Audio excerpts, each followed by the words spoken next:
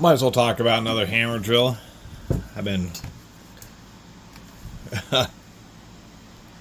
hunting around a lot of garage sales. Maybe this summer hasn't been as great for tools as maybe some in the past, but of course, as time goes on, so many things are replaced by cordless stuff, and so less and less cordless stuff becomes available.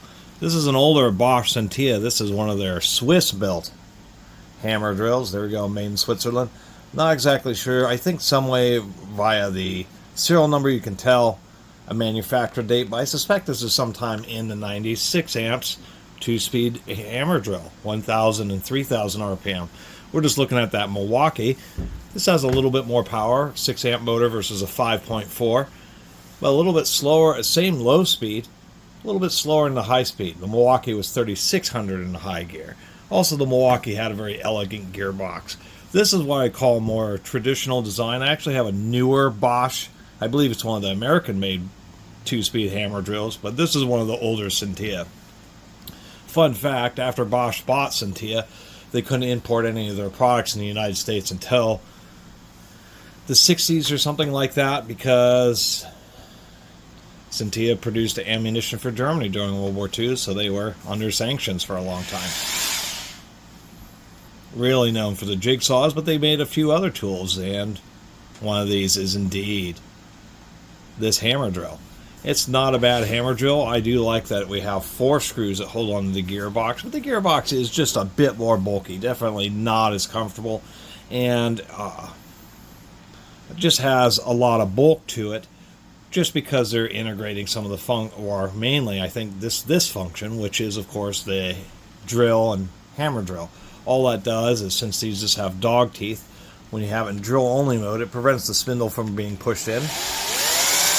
This is a nice sounding tool, and when you enable hammer drill, then the spindle can push in against those dog teeth. So as I say in every hammer drill video, I'm fond of rotary hammers, not hammer drills, but I do like hammer drills for the aspect that they have a 2-speed gearbox. Pretty simple little switch here on the side. It's pretty thick and beefy. Seems like it'll hold up pretty well, although it's pretty easy to accidentally bump.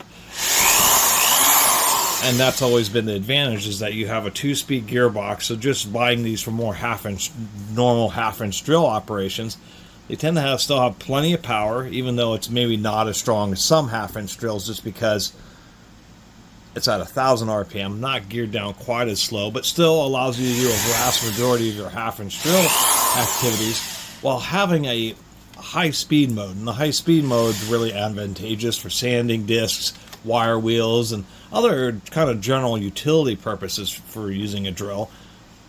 It does make it heavier and bigger because of that, but nonetheless, now you have the option of having a very high speed, as well as having a low speed with high torque. And plus, I always kind of like gears and stuff, and it's always neat to have those 2-speed gearboxes. I sacrilegiously have a DeWalt side handle. When I found this one, it did not have any side handle, but fortunately tends to be a few diameters that are pretty common. In this case, just the bog standard DeWalt side handle happens to fit this one.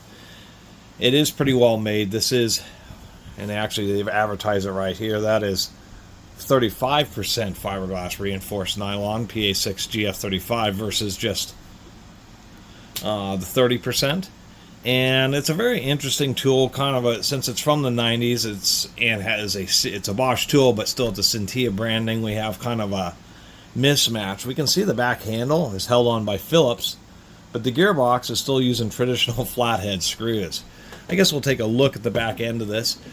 I actually have an older Bosch 3/8 carpenter's drill, and that's the other thing that sets it apart, is that you have the one asymmetric screw, because they wanted to make this motor housing pretty narrow, so they wanted to have the brushes exactly at 90 degrees.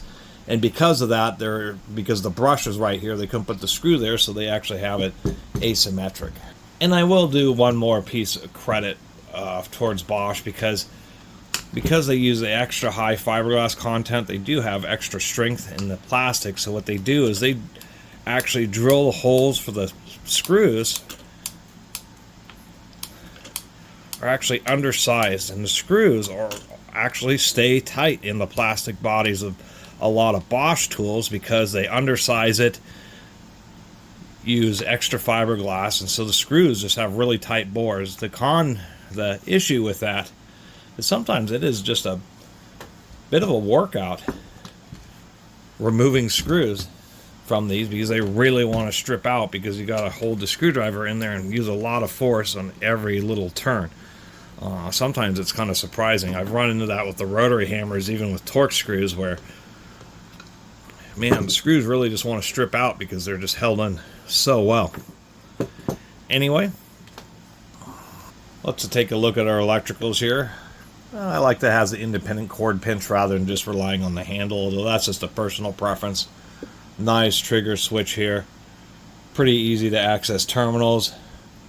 Primary terminals, little power wires come in are, well, you probably can't see. Let me get some zoom in here.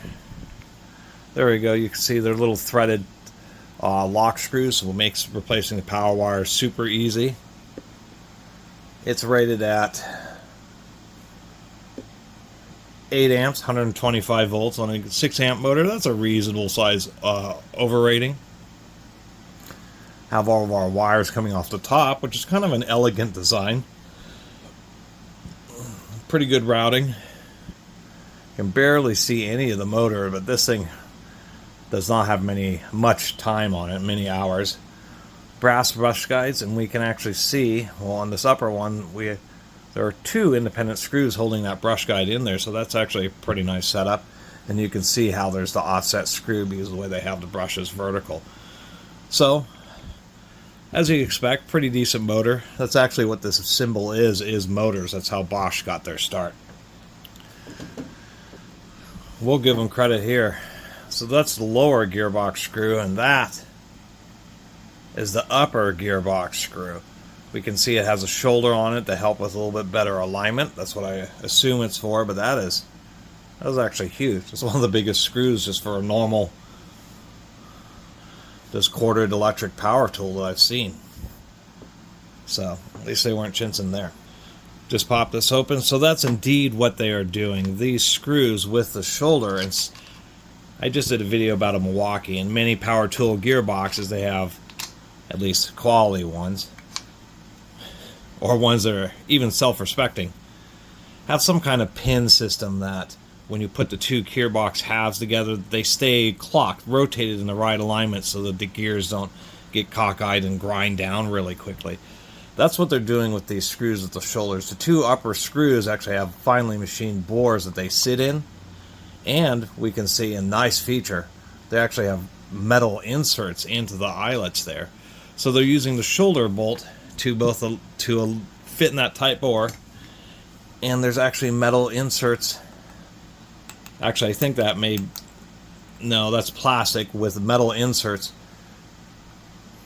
so that the shoulder aligns with those, and that they're getting essentially the same effect. So we can see that we have a gasket, and this one, just the dog teeth are just right there, and so all this little enable and disable lever there's a little cutout, so if you enable hammer, it just allows it to sink deeper, and then if you disable it, it rolls over and pushes the spindle forward. It is pretty nice. There is a needle bearing in there, and the dog teeth look just fine.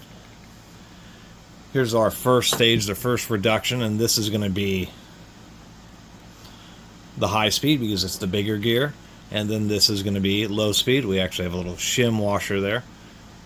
I wonder if this just pops out. So that does. It is helical cut on the first stage, but straight cut because it's a shifting gear mechanism on the second stage.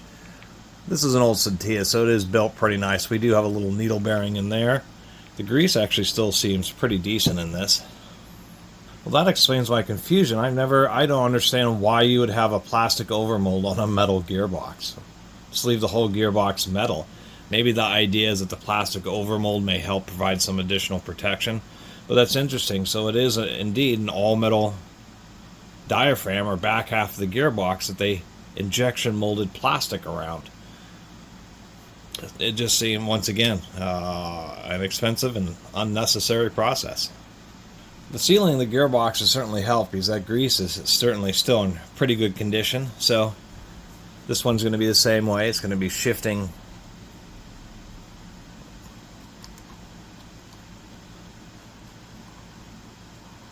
which way is it? I guess you have to kind of dive into it, but there's a kind of an oddball system in here. That's for sure, because the back half of the hammer mechanism is actually a forged nut. And you have to, there's our little bearing ball that sits against the hammer enable and disable function or post. But almost all these, the gears slide up and down. They either interact with one or the other of these sliding up and down on the shaft. But they've got something a little bit different where, I mean, I'll have to show you. Like on that Milwaukee, the whole gear stack moved up and down. It either moved down to engage low speed or moved up to engage high speed. In this case, both these gears are actually always engaged all the time. And so right now we're in second gear. So that would mean that this upper gear is locked, but this lower gear, as we can see, I can stop and it's just spinning. And so when you change the gears, and you got to kind of want it to align itself, which it doesn't really want to do. Now I've done it. Now the lower gear is locked because we're in first gear, so it's going to lock the low speed gear, and now this upper gear is released. And so there's some kind of mechanism in there, like some kind of fingers that are internally being moved up and down, like, you know, some kind of fork, where the fork moves up and locks this gear to the output spindle, or moves down and locks that gear. And it's just an interesting and unique way of doing it because both those gears are spinning all the time. I guess it maybe is an attempt to make the gearbox a little bit shorter, but it does use up a little bit of energy because you have lost motion in the gear that's idly spinning and generating a little bit of extra heat because also because it's spinning. It just seems kind of like a strange take. Not to say that it's not reliable or effective, it's just an interesting way of doing the two-speed gearbox. And that's one of the reasons I like taking apart these old tools, or at least getting a basic look inside, is just to see the different types of engineering solutions to what would seem to be a pretty rudimentary and well-established problem. Add a two-speed gearbox to a power drill. But this old Scintilla, this is actually pretty nice. I really do like the metal inserts in there. I think the gear change mechanism is actually pretty decent, and I'm thinking maybe part of the reason, not that this is the hammer mechanism or the dog teeth are integrated in as part of the nut, is because you could, or probably not anymore, but back in the day, if it wore out, you could just order a new nut and it would be easy to replace the dog teeth there, and easy to pop these out. This whole section, the lower section, we can see is like a nut as well, and there's a hex shape in this diaphragm that it sits down into to lock it into place. Kind of a complicated design. I mean, it seems like it's okay, but versus like the heavy duty splines and just having the gears slide back and forth, I'm going to subjugate you to this parts explosion. At least it's pretty good. We can see these plus shapes inside those two gears that are rotating independently of each other. Here's our shift fork. There's a little washer that sits in a groove in that shift fork. You can't see it here, but there's actually little grooves, and these keys slide up and down the slots on the spindle, and that fork, these keys are actually, the washer is put on and the keys are kind of tilted under to get them to catch in the slot. So when that fork is moving back and forth, these keys either move forward to lock into the slots on the lower gear, or they move the other direction to lock into the slots on the second gear. So all the force is kind of being put on these little tabs, and actually you can still get quite a few parts. That is what the little key looks like. There's a little groove that the washer sits in. So all the power is being transmitted through this little nub right here, and then these keys slide up and down on slots in the spindle. And I thought, you know, it seems to be okay. But that doesn't seem as robust, having all the pressure just on that little nub of a key. Or 2 keys. You would think they may have even put in 4, but they just did 2 of them, just to make it a little bit more compact. And there we have it. So yeah, the other Bosch I'd review was what replaced it, $11.99, and actually that was also Swiss made. But to tell you the truth, I kind of like this older one. It just seems a little bit more classic, especially because it still has this Scintilla branding on it, and it has kind of a unique gear change, gear selector system in there. And I guess really time will tell. This is not the most used hammer drill, but otherwise pretty well built. I like the 4 screws in the gearbox, and it's so odd that they had the metal center portion that has a plastic overmold, but the metal inserts in the front part, gasket sealed. The chuck isn't as good as the Milwaukee. This does have a press collar, although it's, you know, it's okay. I do like that they have a little bit of an extended spindle with a couple flats, so oftentimes chucks are what fail the first on hammer drills, just because of both the grit and the hammering action. So it makes it easier to replace the chuck when you can just get in there. It's a pretty wide gap. You can just get in there with a normal 14 millimeter wrench to hold that, so I do like that. And once again, 2 speeds. Always like that about hammer drills. I wonder if there's any company that ever made a 3-speed version. Probably not, because that's just a lot of excessive complication over having a 2-speed. Anyway, thanks for watching. I always have fun kind of documenting the best I can tools like this.